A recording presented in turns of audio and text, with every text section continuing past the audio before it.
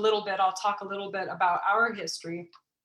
But our work really spans from the coast of California to the Rocky Mountains of California, up to the national forests at our northern borders, down to our southern borders and the desert lands.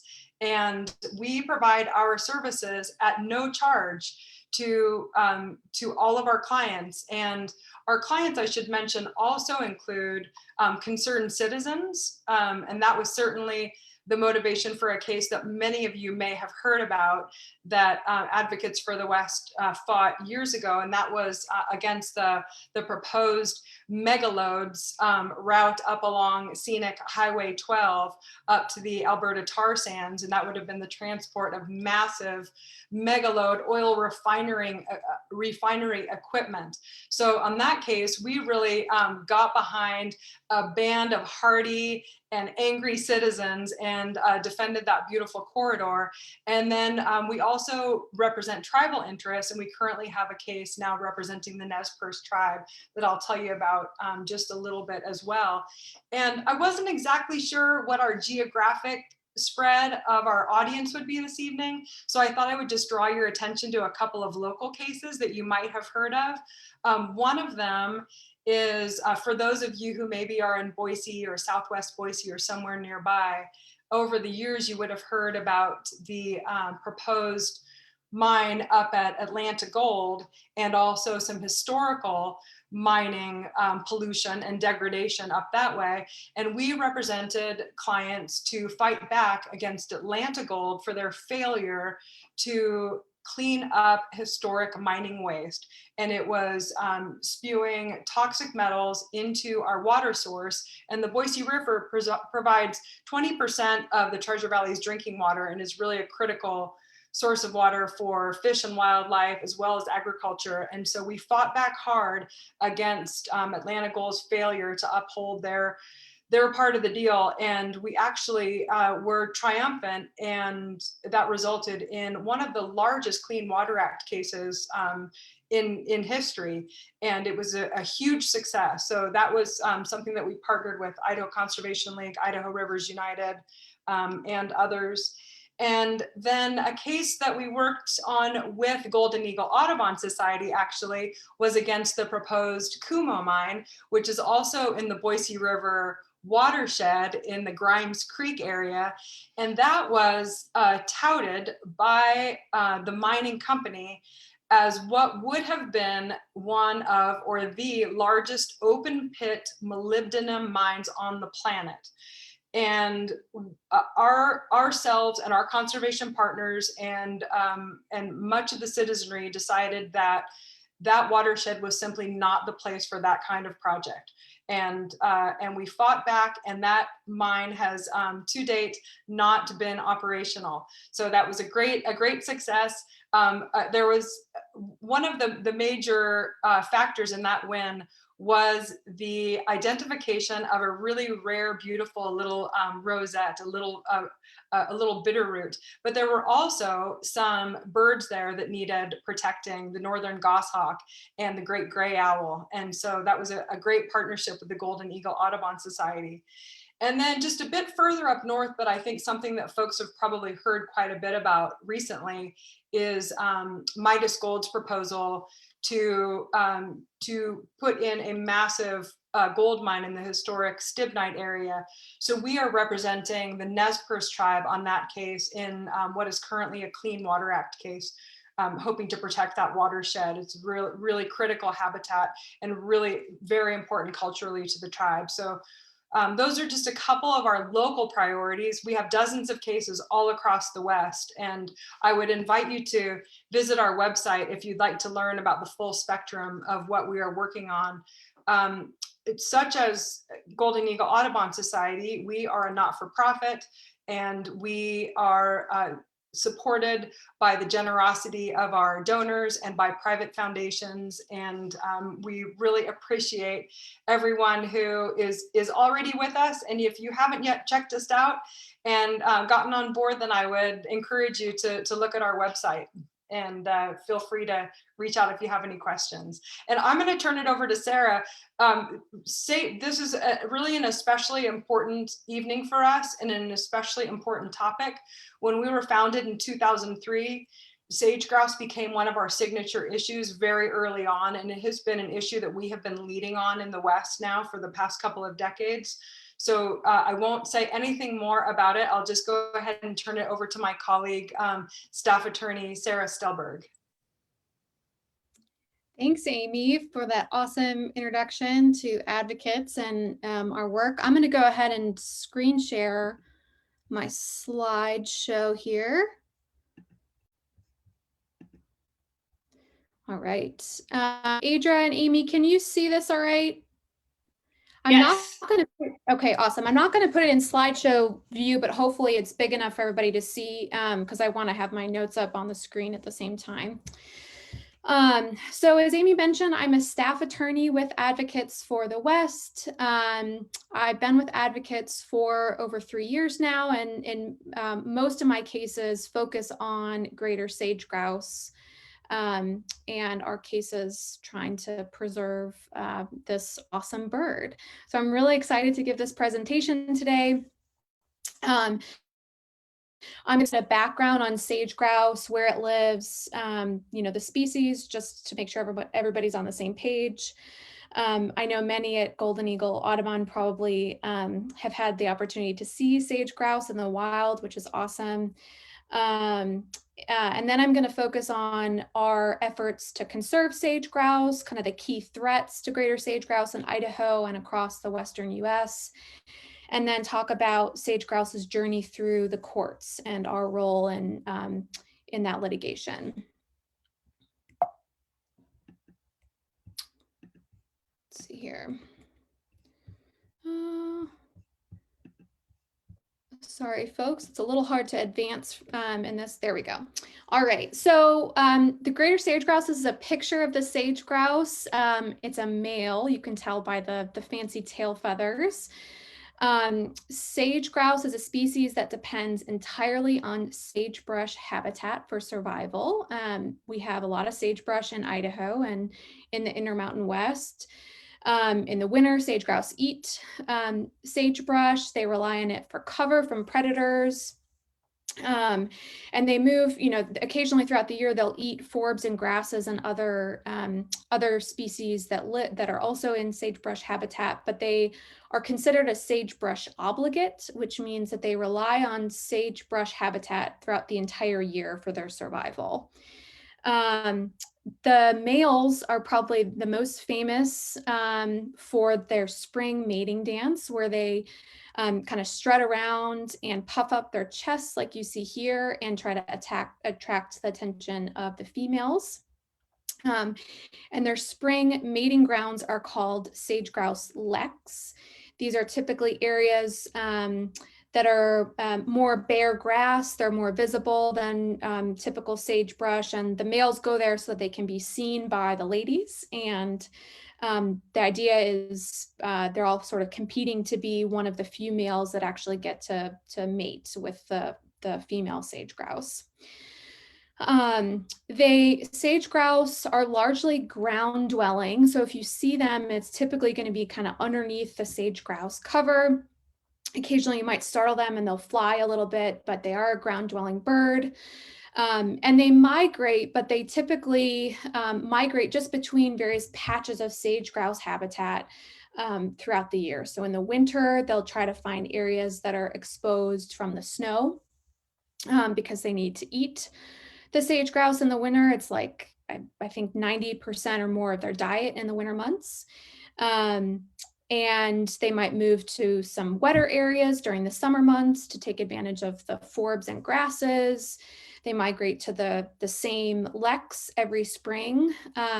So they do migrate, but they don't, it's typically within, I don't know, maybe some migrate up to 100 miles, but most don't migrate that far. So they stay in, you know, a large area of sage-grouse habitat, but won't migrate state to state like other birds.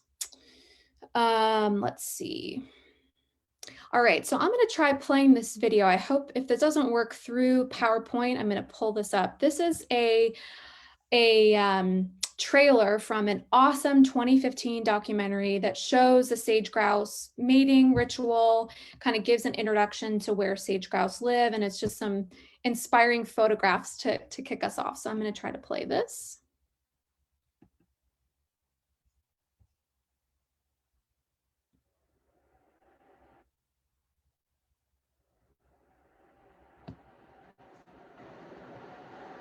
Can you all hear that? Adria, can you hear it? Yes. Awesome.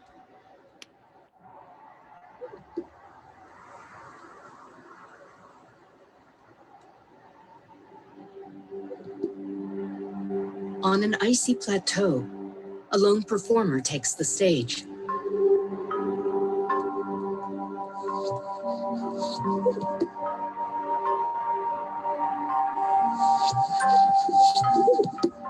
In a deep freeze with 40-mile-an-hour winds, he begins his ancient display. His plumage is designed to dazzle.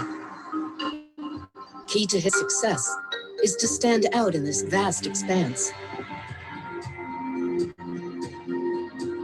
His home is often called the Big Empty. But that couldn't be farther from the truth.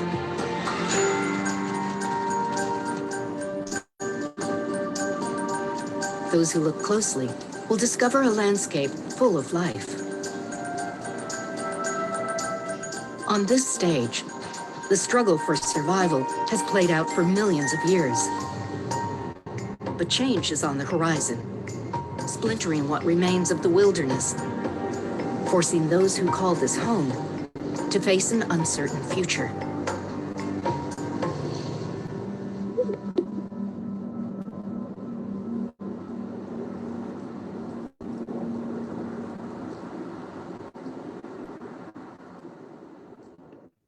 All right. So for those of you that haven't had a chance to see the sage-grouse on its spring lek, that is what it looks like. Although typically, at least in Idaho, the ground's not going to be snow covered during the spring breeding months, but it's just this absolutely spectacular natural phenomenon that occurs every year. And what I love about this particular clip, and I would encourage you all to watch the full-length film. This is a PBS documentary from 2015. But what I love about that clip is it kind of introduces this concept of the sagebrush sea, which is basically a name for the habitat where sage-grouse live. So the sagebrush sea, you can see in this map here, is this really large ecosystem kind of between the Rockies and the Cascades that is not well traveled. Not a lot of people go to this part of the country. People that live here obviously love these landscapes, but it's not, these are not areas that are well known for, national parks or for tourism. But it's an incredibly important ecosystem, and actually one of the fastest disappearing ecosystems, one of the most threatened ecosystems in the United States. And you can see on this map here, the red or kind of brown lines demarcate the sage-grouse habitat, and then the kind of greener areas show you where sagebrush still exists. And roughly 50% of all sagebrush habitat has disappeared since the time of European settlement. So we're losing a ton of this habitat. And increasingly what we're getting is these kind of isolated pockets, these little islands of sage-grouse habitat or sagebrush habitat that you can see here. Like if you look in Washington or in Utah, you can see that the remaining sagebrush is kind of shrinking into these isolated islands. So the sage-grouse and the sagebrush sea go hand in hand. Sage-grouse basically lives wherever there's still good sagebrush habitat remaining. And so the survival of sage-grouse sort of goes hand in hand with the survival of this landscape. And this shows you, along with the shrinking sagebrush sea, has come a decline in sage-grouse numbers. So today we have only roughly 10% of all the sage-grouse birds that were around at the time of European settlement. And this fluctuates. Sage-grouse typically, population numbers fluctuate on a 5 or 10-year cycle, but what we've seen is kind of this long-term declining trend. And you can see here kind of over time, the numbers have fluctuated, but we've been decreasing in numbers over the last, basically since we've been recording sage-grouse numbers. All right, and I'm going to go back to this map here. You can see the lighter green color is the historical range of sage-grouse. The darker green color is the range today. So sage-grouse have pretty much been extirpated from Washington state. There's small patches that still live in the Dakotas, but those are basically functionally extirpated at this point, and they're trying to translocate birds to those areas now to keep viable populations. The strongholds are in Idaho, and predominantly in kind of the southern part of Idaho where we still have sagebrush, and in Wyoming, and Nevada is also another of the remaining strongholds for sage-grouse. This just gives you kind of an estimate of the numbers. So Idaho has the second largest population of sage-grouse remaining, and these kind of fluctuate year to year, but the states of Wyoming, Idaho, and Nevada have the largest remaining populations. All right, so why care about sage-grouse? And I love talking to groups who I know care about species just to be able to see them, and they care about the fact that these birds are still out there. But I get this question a lot, kind of why does Advocates for the West care about sage-grouse, and why should I care about this kind of wacky looking bird? And there's a couple reasons for that.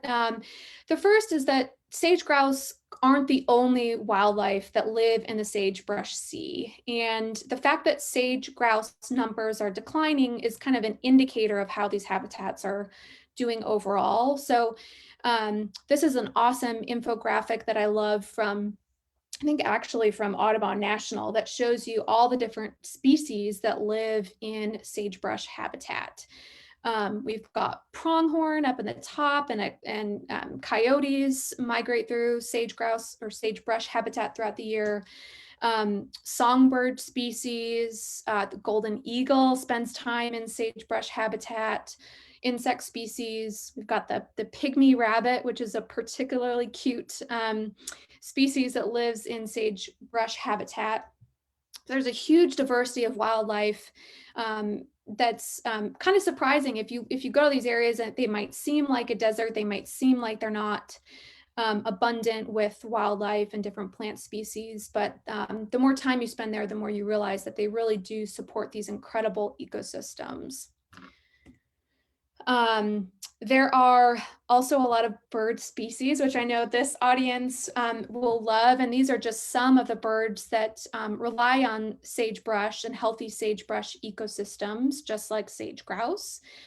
The sage thrasher, we've got the sage sparrow, we've got the burrowing owl. So there's a ton of different bird species that, just like sage-grouse, depend on healthy sagebrush ecosystems for their survival. And why sage-grouse is a particularly important species that lives in these areas is that they occupy the most habitat. And so by saving sage-grouse, they become sort of this umbrella species. And this is a cool infographic from, I think, the US Fish and Wildlife Service on the right there, that shows kind of the idea of sage-grouse being an umbrella species. So by protecting sage-grouse, you protect all these wildlife species, you protect folks that like to recreate in these areas. So they provide an umbrella of protection for everything else that's going on in this same habitat. So by focusing on conservation of sage-grouse, we get to conserve these huge parts of the Western United States, and we also get to protect the hundreds of other species that rely on these areas for their survival. All right. So now turning to kind of what the major problems are, like why are we seeing this huge decrease in sage-grouse numbers and in sagebrush habitat across the West? I'm going to go through each of these in detail, but this is kind of these are the major threats that we're seeing across the sage-grouse range. In the eastern part of the range, so in Wyoming, Montana, the Dakotas, the most significant threats right now, or the most significant threat is oil and gas development. Whereas in the western part of the range, it's really more fire and invasive species that are the key threat to sage-grouse survival in that part of the range. But all of these different threats are reducing the amount of remaining sagebrush habitat across the West. So the first one is agriculture, and I won't spend too much time on this because it's not really a current or increasing threat. But over the years, huge amounts of sagebrush habitat have been converted to agriculture. What I love about this is a map of southern Idaho. You can see there's this kind of empty white space that runs through the middle of these colored areas that show different portions of sagebrush habitat that are remaining. This is the Snake River Plain. This is the best agricultural land in the state, and this has been basically 100% has been converted to agricultural use. Used to be sagebrush, used to be sage-grouse habitat, and no longer supports populations because it's been converted to agriculture. And this map also shows that phenomenon I was talking about earlier about how we're creating these islands of remaining habitat that have lost their connectivity between one another, which is a huge problem for species like sage-grouse that require genetic connectivity, that require, for example, if sage-grouse in the north faced a big fire and need to move to better habitat, you need to have an area that they can migrate through, connectivity between various pieces of their remaining habitat to allow them to respond to threats like wildfires, drought, things that make their existing habitat unusable. And this is just a great example of how we've lost connectivity in one portion of the range, but this is happening all across the United States, all across the Western United States. Okay, livestock grazing. And first, I'm just going to show this map. This shows you how extensive livestock grazing is in sage-grouse habitat. It's basically ubiquitous. So the green shaded areas show the current sage-grouse range. The brown areas show where livestock grazing is occurring across the West. You would be hard-pressed to find sage-grouse habitat that aren't also being used for livestock grazing. So this is a threat across the entire sage-grouse range. There's a lot of skepticism about whether grazing is a problem for sage-grouse and for other wildlife species. There's this saying that what's good for the bird is good, or what's good for the herd is good for the bird. But what we see in practice is typically not true because the way BLM regulates grazing, cattle are allowed to degrade native vegetation and eat or trample down wildlife or down plant species to such a short level that sage-grouse can no longer get cover from predator species, so they're more exposed. The fences that are put in for to keep cattle in particular areas or out of particular areas cause a big problem for sage-grouse. They actually can fly into them and be killed. Fences obviously cause problem for other wildlife as well. Cattle cause problems with cheatgrass invasion. They tend to kind of pick up the seeds and carry them to various areas, and so they're part of the cheatgrass invasion problem. They also kind of destroy these native soil crusts, and so they allow the seeds to better kind of acclimate, and they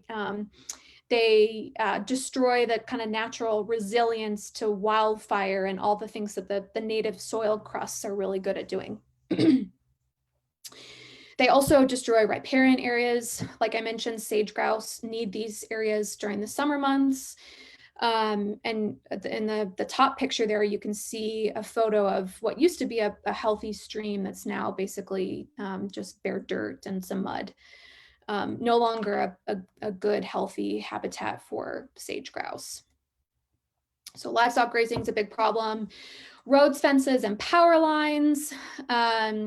So a couple problems with these threats. One is they destroy habitat. They allow infestation of invasive weeds, because when you go in and clear native vegetation to build roads or power lines, what grows on the bare dirt is typically the invasive weeds.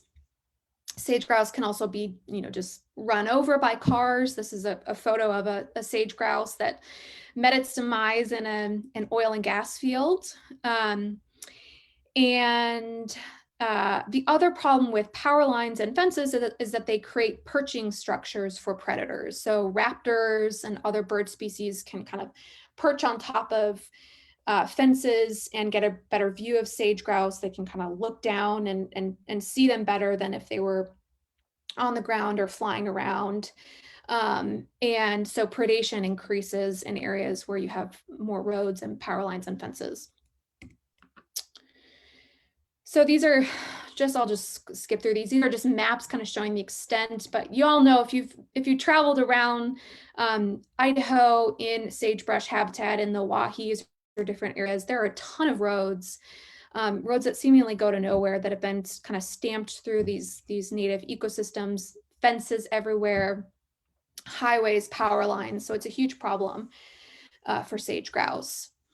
All right, the fire cycle, and I'm including cheatgrass, invasive species, as part of this because it's this kind of this cycle that happens where cheatgrass is an incredibly it's really good tinder for fires. So when you have cheatgrass infested ecosystems, they burn more regularly and they burn hotter than sagebrush would or other native species. Burned areas in turn are more vulnerable to cheatgrass invasion. And so you create this cycle where these landscapes are burning far more frequently than they would in healthy ecosystems. I think in a well-functioning sagebrush ecosystem is only really supposed to burn every 50 to 100 years, and cheatgrass infested ecosystems burn far more frequently, like every 5 years. And burn habitat is not good habitat for sage grouse. They need cover, they need something to eat, and they need to eat sagebrush, and they need sagebrush for cover. So recently burned areas provide really poor habitat for sage grouse. And obviously climate change is just making things worse. So on the right, just for those who aren't familiar, that's a picture of cheatgrass. This is all over Idaho, all over the Western United States. The map here shows in particular the Great Basin region. So Nevada and parts of Utah and Idaho and Oregon. You can see just over the last 30, 40 years, this has become a huge problem. That invasive cheatgrass and other invasive weeds have just completely taken over sagebrush ecosystems. And it's a problem we haven't really figured out. So that's another really big threat. All right, this is a threat that is near and dear to my heart because of my litigation that I'm involved in, oil and gas development. So this is the most significant threat in sagebrush's biggest stronghold, Wyoming.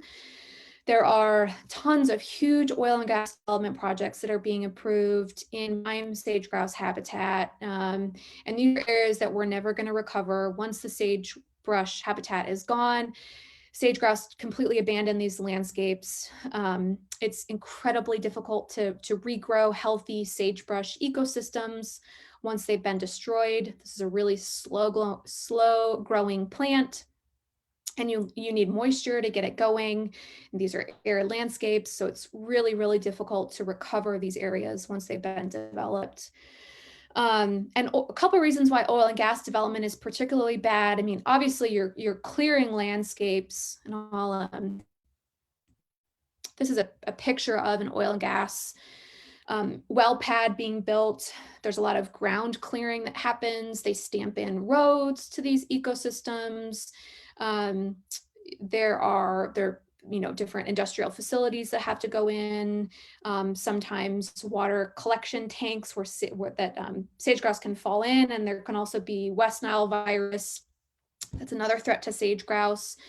That live in the mosquitoes that breed in these ponds. Let's see. So the second big problem with oil and gas development is just the noise and human presence. Sage-grouse do not like being around humans. They don't like being around anthropogenic disturbances, and so they tend to abandon these habits once the density of oil and gas development reaches around 3% of the landscape. So it doesn't take much for them to just pack up and leave these habitats. This is a map just showing the extent of existing oil and gas development, and I want to focus your attention on Wyoming. Again, the green here shows sage-grouse habitat, and the red shows lands within 3 miles of existing oil and gas wells.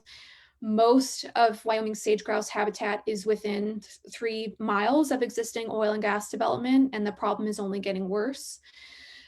So this is incredibly concerning because this is the remaining stronghold for sage-grouse, and we're still tearing up the habitat for new oil and gas development.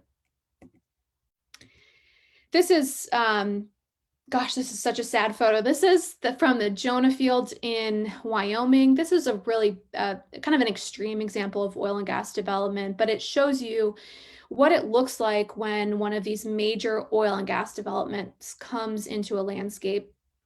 So each of these bare pieces on the land is where a well pad has come in. There's a road connecting it to the main road. There will be pipelines, which are kind of or power lines sometimes, which are these, vertical lines through the landscape that you see. And it just absolutely tears up the landscape. And this particular area used to be, I think, the second biggest population of sage-grouse in Wyoming, and not a single sage-grouse has been seen here in the last 15 years. So just sage-grouse abandon these landscapes. There's really not much we can do to recover them once they're gone. And so oil and gas development in Wyoming and in other parts of sage-grouse habitat are a huge concern. So this is a map. I mean, the red is basically just a summary of all of these threats combined. This was an analysis done last year showing the combined effect of all of these threats on sage-grouse habitat. This is just 1 decade of habitat disturbance, and you can see that we're still destroying habitat that can't be recovered. Sage-grouse populations have been declining over the last 4 years, I think 40% in most states over the last 4 years. So things are not getting better. All right, so what are we doing about it? That's a lot of dim and grim, but the good thing is there are things we can do about sage-grouse conservation. And over the last decade or so, there's been a lot of attention paid to the decline of greater sage-grouse and what in particular federal agencies need to do to increase protections and to stop the destruction of sage-grouse habitat. This is not, and I love this because sage-grouse has been such a hot button issue over the last 5 or 10 years, but we've known about the decline of sage-grouse for a long time. This is a quote from Rachel Carson's Silent Spring from the 60s, where even then she was talking about how sage-grouse populations were declining with the decline in sagebrush habitat and how the two were intertwined. So this is the conservation of sage-grouse and the decline of the sage-grouse species has been something that's been on the mind of conservationists for many decades. These are just some of my favorite political cartoons showing kind of the attention it's gotten in the media over the last decade. National Geographic did a cool piece talking about how the fight over sage-grouse conservation kind of symbolizes the fight over how we use our Western public lands. I love the two cartoons on the left because they show that this is not really, no administration has been immune from sort of controversy over the sage-grouse, even though Obama administration was criticized for how they allowed industrial development to come at the expense of sage-grouse conservation. Of course, the Trump administration was far worse, but this is not something that any prior administration has really done right. And let's see, on the top right, this is, I think this is pretty cool. I mean, so obviously, sage-grouse, the sage-grouse conservation fight has been a hot and button issue, but this is the head of BLM basically saying that there's nothing, no other public lands issue, no other public lands controversy that would change the way that we use public lands more than, you know, the listing of the greater sage-grouse. So this just shows what a huge issue it is for federal agencies and for basically every type of industrial development that's happening on US public lands.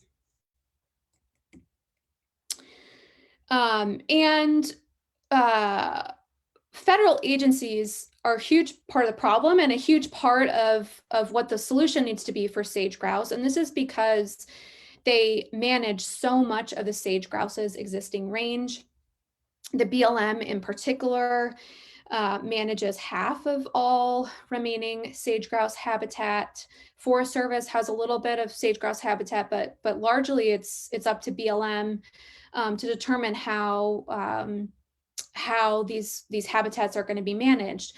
There are a lot of private sage-grouse habitat that's remaining. The difficulty is there's not a lot we can do about how private owners manage their lands. There are some voluntary efforts going on to kind of restore sage-grouse habitats, put areas into conservation, but for the most part, the focus has been on getting federal agencies on board with doing things to protect the bird.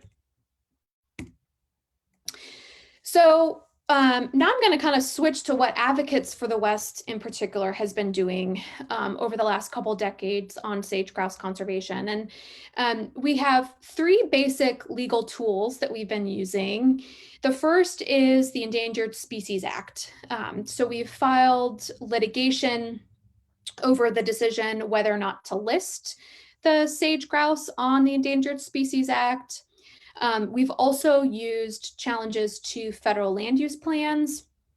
So land use plans are these documents that govern how the BLM and Forest Service run public lands. So it governs areas that are open or closed to oil and gas development.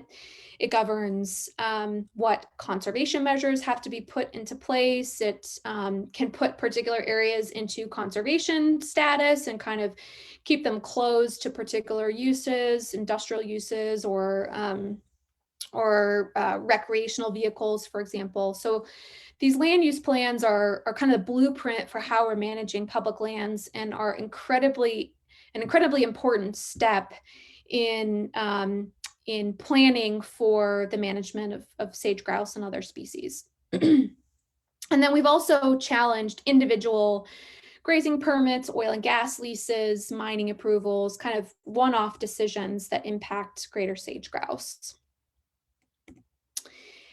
And I'm going to start by kind of talking about the ESA listing, the history of the ESA listing litigation. This was basically what prompted all of the attention on greater sage-grouse, because an ESA listing would have been so impactful for the way we manage Western public lands. The concern was if sage-grouse gets listed, that Western economies are going to grind to a halt. A lot of this was sort of hyperbolic, but it would have been a really significant moment in Western public lands management because sage-grouse occupy so much habitat.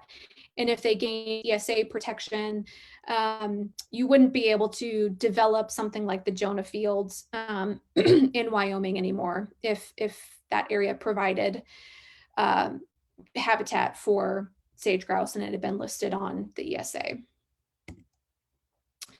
So the listing chronology started basically in 2003 when an ESA listing petition was filed. This kind of kicked off the saga, kind of bouncing back and forth between the courts and the Fish and Wildlife Service. And so soon after that, that petition was filed, this Association of Fish and Wildlife Agencies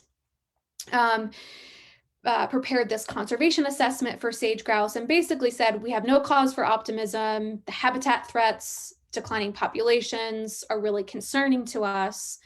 But we were in the Bush administration at that time, and the Fish and Wildlife Service decided that an ESA listing was not warranted for sage-grouse, and they said they were encouraged by current assessments of sage-grouse populations and habitat trends.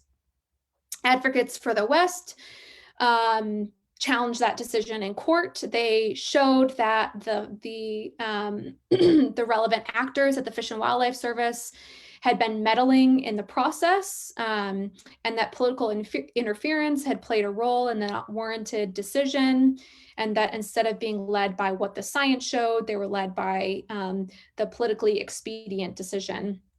And the judge agreed. He said the Fish and Wildlife decision was tainted by the inexcusable conduct of one of its own executives, Julie McDonald, whose tactics included everything from editing scientific conclusions to intimidating Fish and Wildlife staffers.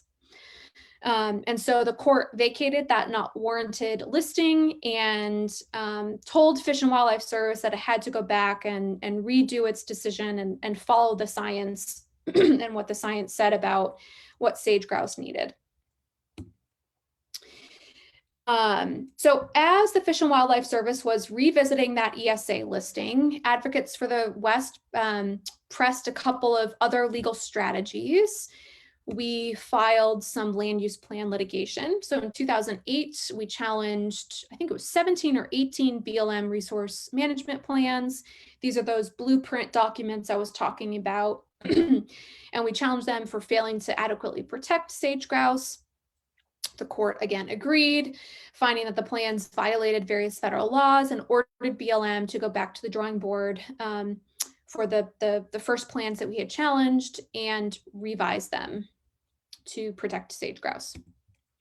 We also brought some of the site-specific challenges I was mentioning. We brought a major case in 2008 challenging grazing permits, oil and gas leases, and other site-specific land management decisions, and again, got some of these vacated, including a bunch of grazing permits in southern Idaho that failed to adequately protect greater sage-grouse.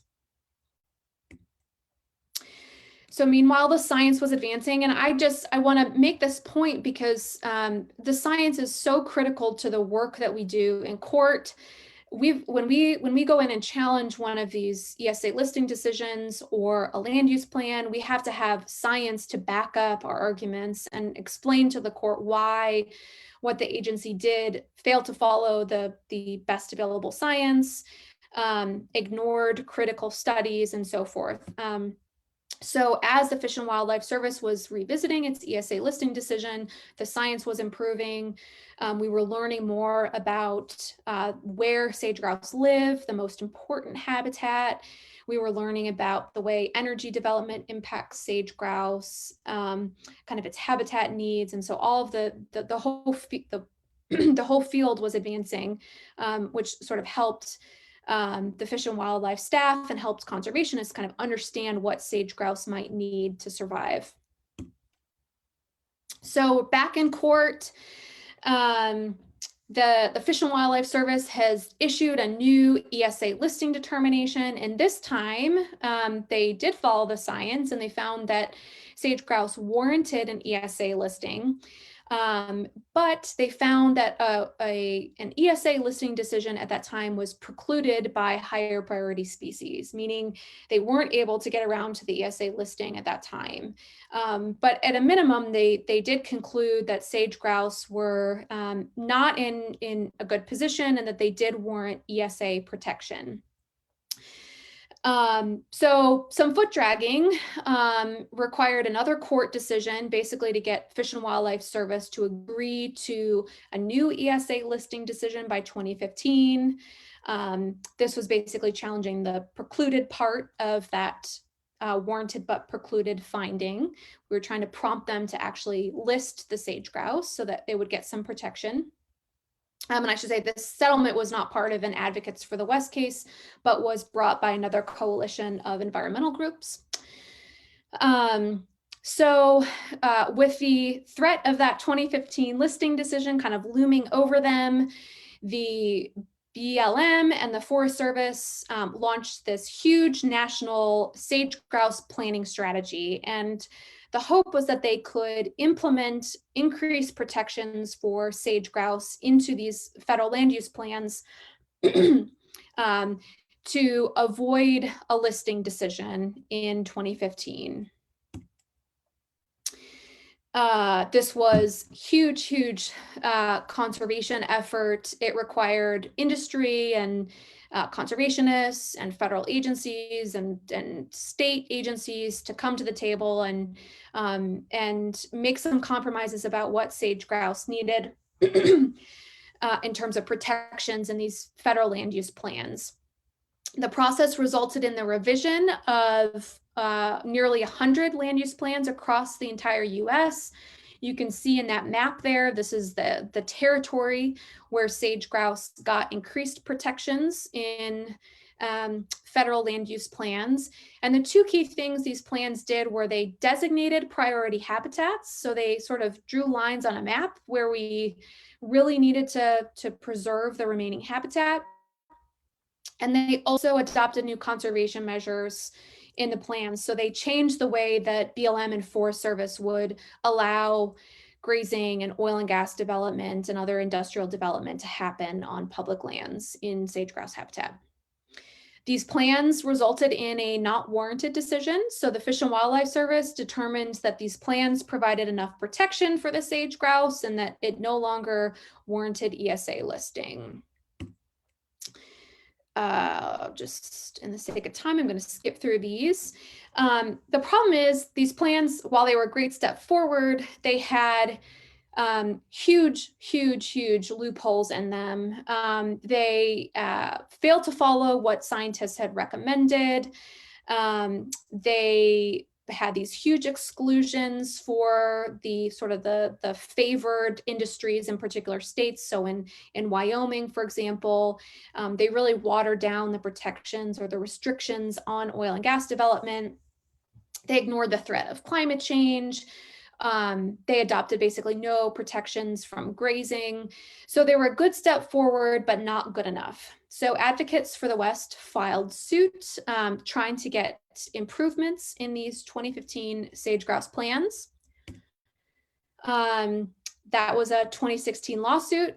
There was an election that year. And so basically, as soon as we filed our case, the Trump administration came into office, announced that it was going to be revisiting these 2015 plans and weakening them. So basically catering to the demands of industry and the demands of states like Wyoming and Utah that did not like these plans. They wanted them to be watered down.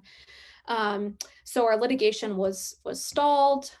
And in 2019, the Trump administration finalized its rollbacks to the 2015 conservation plans, and they did sort of three key things to weaken the plans. They actually amended the land use plans to reduce protections. They canceled a mining ban that had been proposed for key sage grouse habitat in states like Idaho.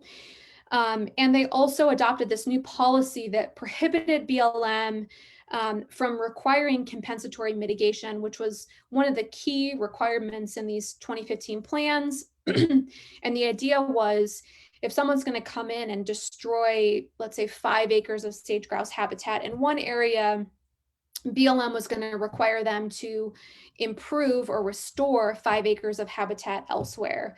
And the idea was you would have kind of a no net loss or a conservation gain overall in sage-grouse habitat. So there was no new habitat loss on a net basis.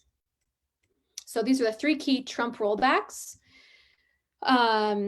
And I should say we pretty much immediately, as soon as these were finalized, amended our complaint to challenge these Trump rollbacks, and quickly filed a motion for preliminary injunction to get the plan amendments enjoined so that BLM couldn't be approving oil and gas permits and leases and grazing permits under the weaker terms of these new 2019 amendments. The court agreed with us. We showed that the science provided no basis for these rollbacks, and we actually used expert declarations from key sage-grouse scientists. We used the science that supported the 2015 plans. Again, science was a key tool for us in this litigation, and we're able to undercut BLM's claim that these changes just provided flexibility. We show that they actually substantially reduced protections for greater sage-grouse. So we blocked the Trump rollbacks, and the court required BLM to continue applying the more protective 2015 sage-grouse plans. All right, so first Trump rollback was enjoined, and then we went after this cancellation of the sagebrush focal area mining ban.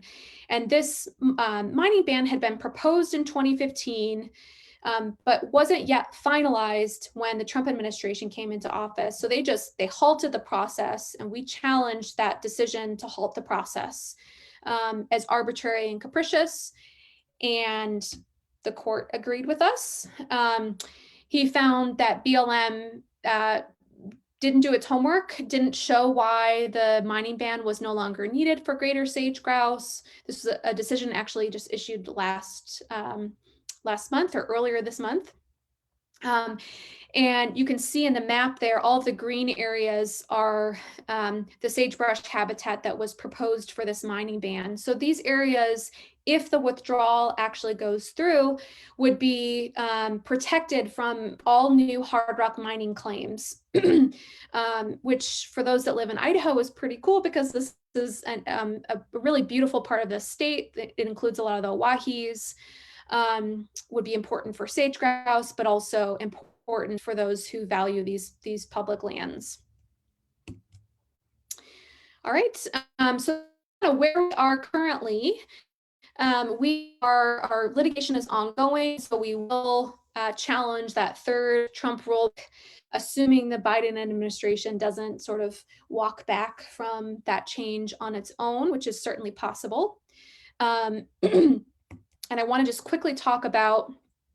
quickly talk about one other lawsuit that we filed, challenging part of the Trump administration's energy dominance agenda, which ended up in huge portions of the remaining sage-grouse habitat being leased for oil and gas development over the last 4 years.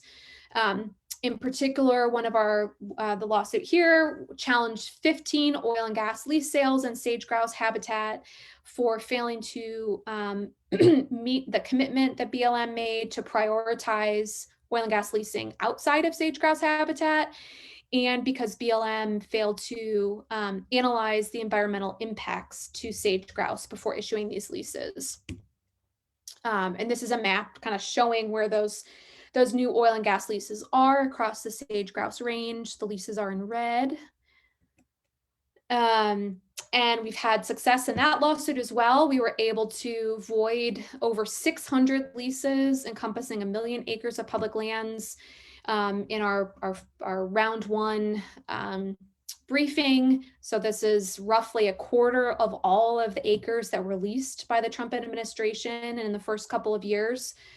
And I actually this week have an oral argument on our next phase of this case, which is seeking to vacate, to set aside or cancel another huge set of these oil and gas leases in sage-grouse habitat. All right, so what's next? Still a big question mark on this, but in good news, the very first day of the Biden administration, we saw this executive order that announced that the Department of Interior and other federal agencies were going to be reviewing a lot of these really harmful policies and decisions that Trump had made affecting the environment. And on this list was the sage-grouse rollbacks. The amendments to the 2015 plans in particular were highlighted for review by the Biden administration. So it remains to be seen where this administration is going to head, but they've signaled very quickly that they take sage-grouse conservation far more seriously than the prior administration. And there's some sign for hope that we will either return to the 2015 plans or perhaps even get some improved protections for sage-grouse under this administration. All right, so that's it. And I guess, Adria, I'll turn it back over to you if we have questions from anybody. Yeah, thank you so much, Sarah. We have had a couple questions trickle in, so I'll go ahead and start with those. And then just wanted to remind people that if you have questions for Sarah, now is the time for you to type those into the Q&A box, so she'll be happy to take those. So someone was curious, with the Endangered Species Act listing, if it were to become possible in the future, do you think there would be such large backlash that it could potentially lead to gutting the ESA? Yes, that's a great question. And so one thing I didn't mention in the slides is there's already sort of been efforts to eliminate the possibility of an ESA listing. So currently we have this rider that prohibits the Fish and Wildlife Service from spending any money on an ESA listing. So Congress has basically put in this roadblock, even if Fish and Wildlife Service could potentially find that a listing was warranted, they can't allocate money on that decision. And so it's basically not possible right now for sage-grouse to be listed. There are efforts underway to eliminate that. Sage-grouse have not been doing well over the last couple years. But it's a very sensitive political question, and absolutely, I think there'd be blowback if sage-grouse were listed. There's a lot of Western states that view this as really kind of an existential threat to their economies. But it's not, the ESA listing would not grind the West to a halt. And I think the more important thing is that the threat of listing is really what we need to bring everyone to the table to get the conservation measures in place so that we don't need the listing, so that sage-grouse is just doing well and we don't have to have the hammer of the ESA to make it happen. Great, thank you. Someone also is curious if you could say more about the recent SFA victory and what will actually happen on the ground now. Yeah, that's a great question. So the decision that we challenged in that case was a decision to cancel this ongoing internal review of the SFA withdrawal decision. So what the court did is it ordered BLM just to go back to the drawing board with the Department of Interior and reassess whether or not they were going to adopt that withdrawal. So it didn't order the withdrawal to go into place. There's no mining ban in effect currently. But the good news is that we have an administration that is more likely to actually follow the science and look at what sage grouse need and hold up kind of their end of the bargain, the commitment that they made in 2015 to enact this mining ban. So we're hopeful that the administration will do the right thing and adopt the withdrawal, but it hasn't gone into effect yet, and it will require a decision from the Department of Interior to adopt the withdrawal. There will probably be a public comment period, so I would encourage all of you, and feel free to email me if you're interested in submitting comments on that process. I can kind of give you the link, but I would encourage you to submit comments during that time period and make your voice heard that you think this is an important step for sage grouse and a positive way to manage our public lands, because this is a decision that's going to be made likely over the next year or so. Thank you. Someone also pointed out that the new head of the BLM is Nada Culver, who is from National Audubon Society. Do you have any projections on how that might affect the BLM sage-grouse protections? Yeah, that's a great question. I think that kind of remains to be seen. So it's possible that that Nada will be involved in sage-grouse efforts throughout her tenure with BLM.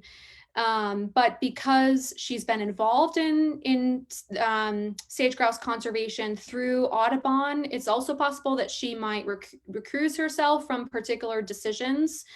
But that kind of remains to be seen. But at least, I mean, in my mind, it signals that the BLM takes its obligations, Interior takes its obligations as a steward of public lands seriously.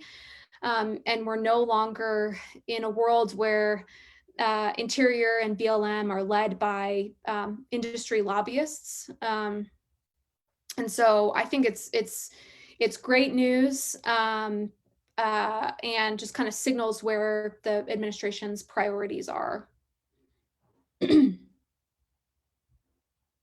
Kind of a different topic, but someone is curious if sage grouse and bison live in the same areas. Oh gosh, that is a great question. I don't know, and I think historically, I'm sure they did. But today, I just don't have a good sense of where bison still live. There are some sage grouse. Like I know there are bison around the Yellowstone Park area, at least that's where I've seen them. Sage grouse do kind of live up in that part of Wyoming, although they don't live in higher elevation areas. They live in the lower elevation sagebrush habitat. But it's possible that they still cohabitate. Yeah. Good question. Yeah, someone was curious, you know, we talked a lot about oil and gas in your presentation, but can you talk about wind energy and what particular threats it has to sage grouse? Absolutely, yeah. And this is one area that has kind of divided the conservation community, because obviously wind energy and other renewable energy are a really important part of the solution to climate change. But they're also, they destroy habitat. They destroy habitat for wildlife. And so the really important piece in my mind is that wind energy and solar energy projects need to be sited properly. There are areas that are particularly bad for sage grouse. Like, for example, you don't want to site one of these projects in a really important connectivity corridor, and you don't want to site them in prime winter habitat for sage grouse. So basically, in my mind, renewable energy needs to be happening across the West, but it needs to be happening in the right areas. We need to have experts weighing in on which habitat is too important to destroy. But definitely, yes, that's one of the quandaries as we move forward and address climate change is how do we figure out where to site these renewable energy projects? Great. Yeah, it's an interesting point. Do you know anything about the cutting down of juniper trees in Southwest Idaho? It happens a lot where sage grouse inhabit. So do you know, can you speak a little bit more about why the junipers are being cut down? Yeah, and I'm not an expert on this, but I can kind of share what I do know about what's happening. So um, there is and I'll say a school of thought because not everyone agrees that this isn't a natural process, but there's a school of thought that junipers are sort of unnaturally taking over sage-grouse habitat, that they are displacing sagebrush and that they are growing too large, and sage-grouse don't live in juniper areas that have been converted to juniper habitat. Junipers have been around for as long as sage-grouse, and it is part of sagebrush, sorry, my dog was crying, part of sagebrush ecosystems. And so the question is kind of, do we need to save sage-grouse and to create sage-grouse habitat, do we need to be going in and mowing down juniper trees? In some cases, I'm not an expert on this, and I've heard views on both sides of the aisle. But in some cases, and actually in many cases, this is being done not actually to protect sage-grouse, but to create better habitat for cows, to allow grasses to come back in and allow basically to create better food for cows to graze on public lands. And the way in which we remove juniper, I think, is incredibly important, whether we're, completely mowing down ecosystems or going in and sort of on a targeted basis, taking down individual species is so the way you do it is important. The reason you do it is important. And I would say that a lot of the areas where these vegetation treatment projects are happening, the problem is they're not maintained. And when often the land is sort of stripped clean, and then it becomes sort of this vector for weeds to come in. And you have, like, for example, where they're done on the sides of roads, and they're not maintained, then you get invasive weed problems. You get cheatgrass growing where there once were juniper trees. So it's a complicated question, and I think in some places it's probably being done right, and in a lot of places there's kind of questionable practices going on.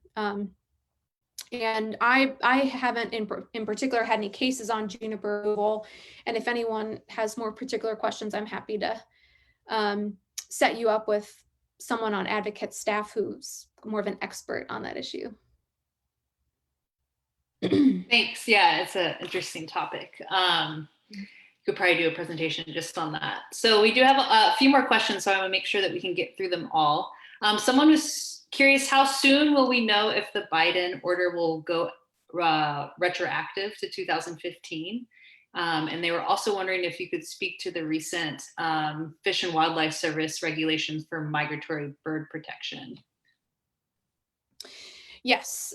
So I assume the first question was about the 2015 plans, and so currently the 2019 plan rollbacks have been enjoined by a court, but technically they are still BLM's kind of, that's their policy position, is that they have adopted these 2019 plan amendments, and that is sort of, they're still defending them in court. It's unclear at this point whether the Biden administration is going to withdraw its defense of those 2019 amendments, whether it's going to vacate them, whether it's going to reopen a new planning process, and rather than just go back to the 2015 plans, it could open a brand new planning process to kind of revisit the whole planning process and see if maybe there are areas that need to be improved. But I would say within the next couple months, we would probably know which of those options the administration is going to take. But it's probably going to take several years to sort of figure out the full suite of sage-grouse conservation policies that this administration is going to adopt. Yeah, and a couple of folks were asking in the chat if they could receive some information on how they could submit comments or just kind of stay informed about what they can do to help push the issue forward. I would say send me an email and get me your contact information. Another great way to stay apace of the work that we're doing is you can sign up for our e-blasts. We typically don't email out comment opportunities. The Idaho Conservation League is a group that also typically comments on these things, and their website would have good information. But if you want to stay apace of all of these comment opportunities, feel free to email me and I can kind of shoot you an email when I see one of these comment periods opening. And then there was another question on the Migratory Bird Treaty Act. I have not been, I'm aware of the recent decision, but on the reinterpretation of what the Migratory Bird Treaty Act requires, but I haven't actually been kind of tracking that issue very closely. So can't answer that particular question. Yeah, my understanding is that there still is opportunity for you to comment on that if you want, but it sounds like the Biden administration is planning on redoing some of the rollbacks that the Trump administration did in regards to the Migratory Bird Treaty Act. Yeah, absolutely. Yeah, someone was curious, how long does it take to restore sagebrush ranges, especially from the effects of oil and gas? Yeah, so I've heard that it's decades, and there's a distinction too between getting the habitat back and actually getting sage-grouse populations to come back to areas that were abandoned. Sagebrush, I mean, if you see like a large sagebrush bush in the wild, it's probably 50 to 100 years old. I mean, these are incredibly slow growing plants because there's just not a lot of precipitation. And so I think we're talking about a matter of decades to get sagebrush stands that are high enough to provide cover for sage grouse. And part of the problem is it's just really difficult. You can't really effectively reseed sage grouse. It's really hard to get it to regrow that way. And so often you have to have like either little plugs, or just the restoration is biologically really difficult. And so it's not just a matter of throwing seeds out and waiting for it to grow. It takes a lot of proactive and costly restoration work. Another question was, with more and more US energy companies moving away from fossil fuels, do you think it's likely that the pressure for drilling more wells will eventually diminish, or how quickly do you think that shift might happen? Or is it occurring now? Well, it's occurring now, not because of a disinterest by the energy companies. It's just kind of where the market is. Energy prices have dropped so much that it's just not profitable right now to be starting new drilling projects. So just a couple observations about the leasing that's going on in the West. A lot of oil and gas leases are being issued just based on speculation. So these are lands where there's not actually a high development potential, but where they might go in and drill a couple wildcat wells, and but there's not a huge potential for it to actually be developed into a large scale project. But the problem with that type of leasing, the speculative leasing, is once you've issued a lease, it's politically difficult and just practically difficult to put that land into any kind of protective status. And leases are held for a minimum of 10 years. So the lessee has a right to develop the land for oil and gas development for 10 years. And if they are developing in paying quantities, they can hold the lease indefinitely. So there's a speculative leasing, and then there's people that actually want to extract oil and gas development, and they have a real possibility of doing that. I don't know enough about energy markets to predict how quickly the shift is going to happen. I think at some point we will see a shift. I will note that the Biden administration put a temporary freeze on the issuance of new oil and gas leases. They haven't frozen. They did put a freeze on issuance of new drilling permits, but that's temporary, and they haven't signaled that they're going to permanently prohibit development on existing leases. But I do think there's going to be increased regulation, environmental regulation on like methane capture, for example, methane waste, that are going to drive some changes in the oil and gas industry. Climate regulation will play a role. I think there's going to be some voluntary changes because companies see that the future is not in fossil fuel development. But it's hard to say how quickly that's going to happen. But the current economic downturn in the energy market is sort of created this pause in new drilling at the moment, which it's not a permanent solution, but at least now there's not the kind of frenzy of drilling that we saw maybe a couple years ago.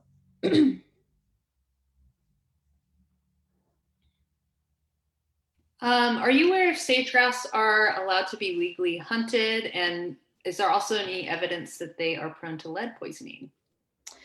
The answer to the first question is yes. Idaho has a hunting season, I believe, although it's pretty limited. And I think there's talk of going from a permitting system to a tag system so they can kind of more closely regulate where sage-grouse are being hunted. I think I heard something about that. I think Wyoming still has a season, but in states where sage-grouse aren't doing well, I don't believe they have hunting seasons for them.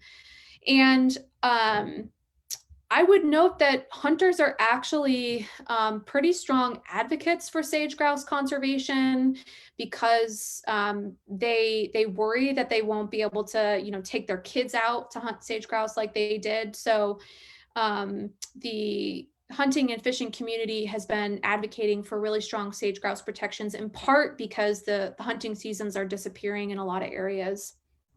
And I don't know about lead poisoning. Yeah, I don't know the answer to that. I would think that they would be biologically affected in similar ways as other birds, but I'm not sure. Yeah, I would think so too. A lot of the lead poisoning for birds is caused by bullets being left in wherever their habitat is. So I wouldn't think that they would be excluded from being affected by lead poisoning from lead bullets. So I'm just going to get through a couple more questions because we're getting pretty close to 8:30. And someone was curious, with all the work being done on sage-grouse, are there any encouraging positive trends in their population numbers? Gosh, I wish there was. So I can tell you, the last peak we had was in 2016. Like I said, in states like Idaho, Wyoming, basically every state where there's still sage-grouse, numbers plummeted substantially between 2016 and 2020. We've now sort of hit the trough, it looks like. So it's possible that this spring, come March, it's actually just around the corner, that when they go out and do their lek counts, when they go out in the spring and kind of count the male birds and extrapolate population numbers, we might see that we're kind of back going on an uptick. But no, unfortunately, I don't have good news. It's what the sage-grouse experts are saying is that even if we see another uptick, that the overall trend is still going down in the long term. So no good news, unfortunately. And I'll end with one last question. Someone who's curious if Abacus is involved in any litigation related to the Tri-State Fuels break, which I believe is happening in the Oahe Plateau. Yeah, I do not know that there's existing litigation over the Tri-State Fuel breaks. There may have been a letter sent about the ESA consultation. I'm not totally sure. I don't think there's been litigation filed. We're tracking the project, but no, we're not involved in litigation on that. Great. Well, I want to just say thank you so much for your time, Sarah, and for such a wonderful and informative presentation. And I wish you the best of luck in your oral argument later this week. Thank you. And yeah, we appreciate you carving out some time to do this for us. So And I think for anyone who has further questions on this slide, you can see how to reach Sarah and also how to follow along with Advocates for the West and follow on the great work that they do related to sage grouse and lots of other environmental issues. So thanks so much, and everyone have a great evening. And yeah, thanks for tuning in. Thanks, everyone.